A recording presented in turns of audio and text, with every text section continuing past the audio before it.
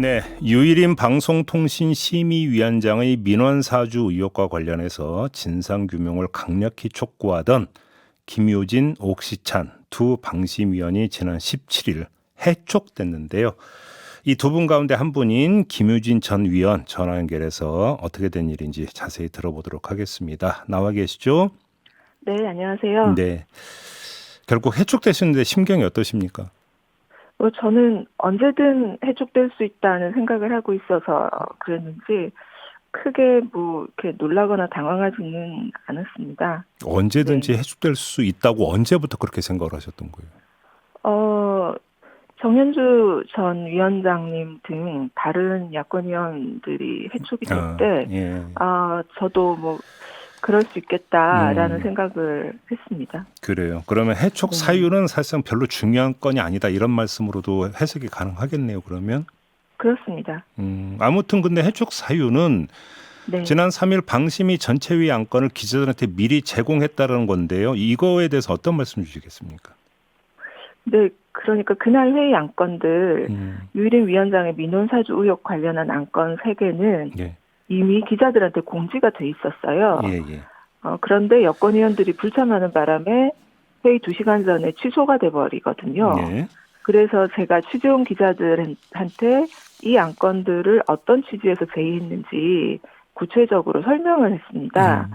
음, 이걸 두고 여권 의원들이 비밀 유지 의무 위반이라고 해촉 건의를 했어요. 네. 근데 이미 공지된 안건이었고 또 제가 제의한 안건들을 설명하기 위해서 자료를 제공한 것이 음, 과연 비밀 유지 위반으로 볼 수 있는지 음, 또 더 나아가서 해촉까지 건의할 사유가 되는지 네. 적어도 법률적 검토 절차라도 거쳐야 한다고 보거든요. 네. 그런데 이런 최소한의 절차도 없이 그냥 회의를 소집해서 여권 의원들이 다수결로 해촉 건의를 결정을 해버렸고 음, 대통령은 또 곧바로 재가를 해버렸어요. 네, 네. 그래서 이런 과정들이 내용뿐만 아니라 절차적으로도 매우 부당하지 않나 그렇게 생각합니다. 며칠 전 세계일보가 이런 보도를 했더라고요. 좀 확인 좀 해주세요. 그 지난 12일 방심위 비공개 전체 회의에서 네. 그 위원님이 기자들에게 나눠준 문건과 공식 상정한 안건 내용이 토시 하나 틀리지 않았다라는 유일임 위원장의 지적에 대해서 지금 위원님이 아무런 답을 하지 못했다. 이런 요지의 보도를 내놨는데 이건 어떻게 된 겁니까? 아무런 답을 하지 못했다는 건 사실이 아니고요. 네. 그리고 세계일보가 최근에 이제 유일임 위원장의 입장과 거의 동일한 보도를 계속하고 있는데, 예. 그날 회의는 비공개 회의였거든요. 음흠. 그래서 만약에 그 내용이 세계일보 기자에게 들어갔다면 그 또한 저희가 볼 때 누군가 비밀 유지 의무를 위반한 게 아닌가 그렇게 생각이 되네요. 예, 비공개 네, 회의가 흘러나갔다면 이것도 문제가 있는 것이다 이런 말씀이시네요. 그렇습니다. 그리고 제가 어떻게 얘기를 했었냐면요. 네. 저는 그 안건을 제의한 사람이기 때문에 그 안건의 내용을 제가 준 것이 회의의 내용과 같을 수밖에 없다. 그런데 저희가 이제 안건을 제의하면 그것을 위원회의 공식 문건의 양식에 맞게 다 이제 사무처에서 만들어서 회의 때 올립니다. 네네. 그것이 공식 문건이에요. 그런데 제가 그 공식 문건을 기자들에게 배포하지는 않았거든요. 네. 그래서 제가 제의한 안건의 초안을 기자들한테 제공했다 이렇게 보시면 될 것 같아요. 알겠습니다. 아무튼 해촉 결정이 최종적으로 그러니까 내려졌는데 앞으로 어떻게 대응할 계획이세요? 일단 법적 대응을 준비를 하고 있습니다. 그래서 빠르면 내일, 아무리 늦어도 주중에는 해촉 처분 취소 소송 그리고 집행정지 신청을 할 예정입니다. 아, 그래요. 네. 혹시 옥시찬 위원도 같이 그러면 그러니까 소송 대응을 할 계획인 건가요? 아니면 따로 하는 건가요? 일단 저하고 같이 하시지는 않는 걸로 알고 있고요. 네. 어떻게 하실지에 대해서는 제가 잘 모르겠습니다. 아, 그래요. 네네. 알겠습니다. 이제 결국 이게 이제 민원사주 의혹으로부터 시작이 된 거잖아요. 네. 지금 방심위 내부 분위기가 어때요? 어떻게 파악하고 계세요? 일단 이 민원사주 의혹이 제기된 이후에 유일임 위원장과 여권위원들이 취하고 있는 이런 대응에 대해서 저희 야권위원들뿐만 아니라 직원들이 굉장히 당황해하고 그리고 분노하고 있는 상황입니다. 지금 한겨레가 또 이런 보도를 내놨어요. 그 가족의 민원 제기 사실에 대해 위원장 보고가 이루어졌고 네. 방심위 내부의 공개적인 문제 제기도 있었는데 네. 유일임 위원장은 그런 보고를 받은 사실이 없고 문제 제기글과 관련해선 심의 민원을 낸 민원인의 신상에 대해 언급하지 못하도록 되어 있는데 그 직원이 어떻게 그렇게 할 수 있는지 굉장히 의문이었다. 이런 입장을 내놨다고 하는데 이건 어떻게 평가를 해야 될까요? 일단 그 보고를 한 바가 없다라고 하는 네. 그 유일임 위원장의 주장은 사실이 아닌 걸로 알고 있고요. 예. 그리고 지금 유일임 위원장의 일관된 태도는 민원 사주 의혹이라는 말 자체를 언급하지 못하게 하겠다.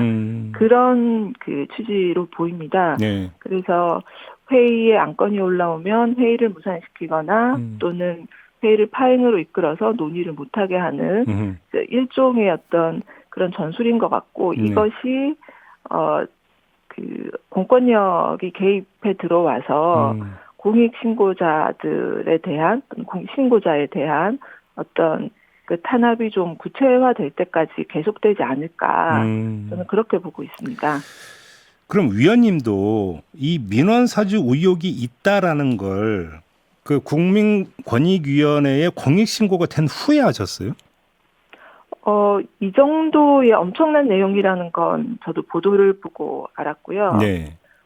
다만 그 위원장의 가족으로 추정되는 사람이 민원을 넣었다라는 소문은 위원회 내부에 돌았습니다. 아, 그랬어요?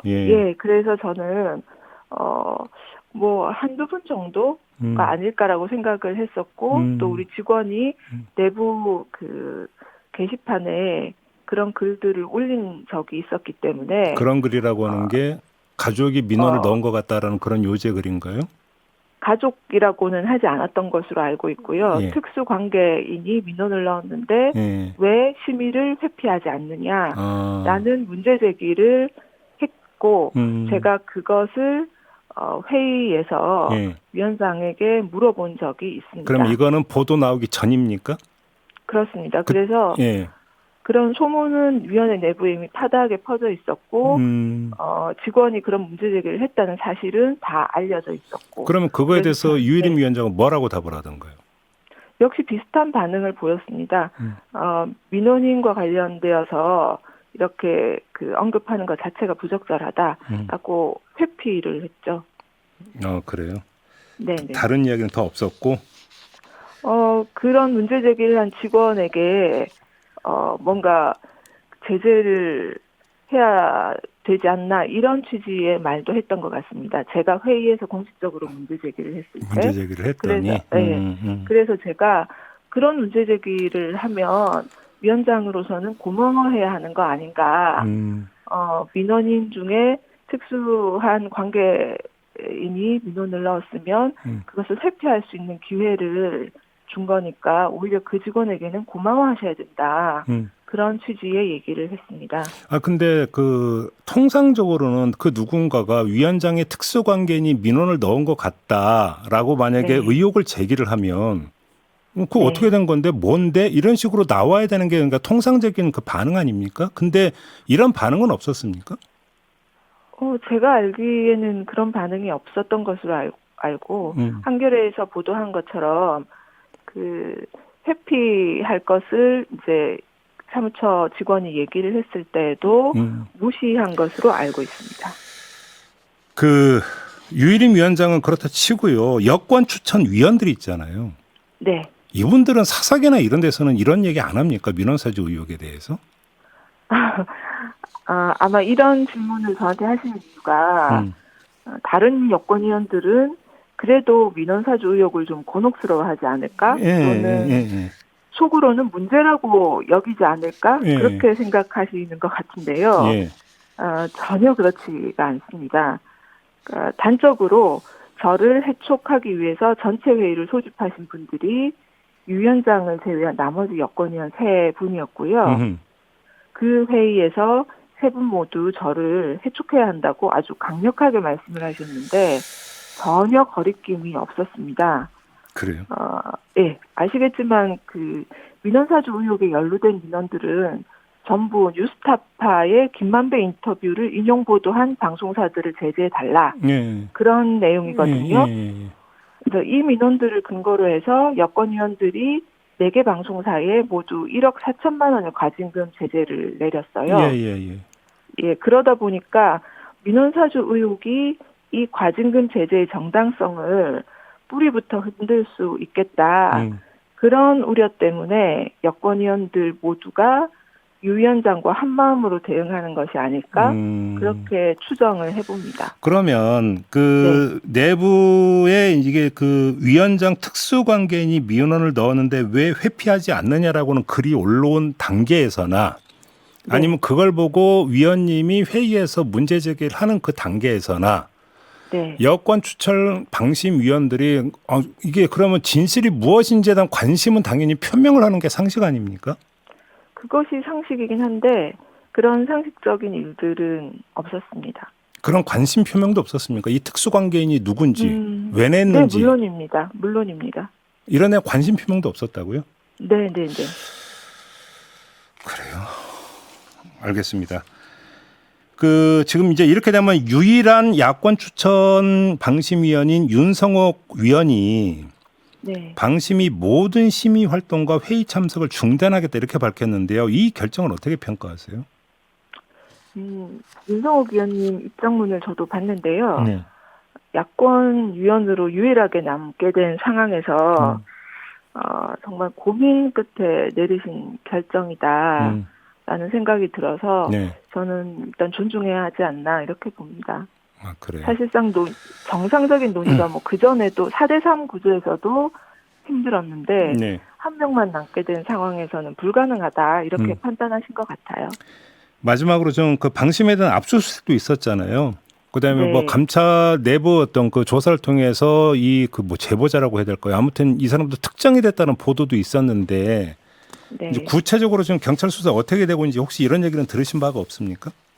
네, 그런 얘기는 전혀 들은 바가 없습니다. 알겠습니다.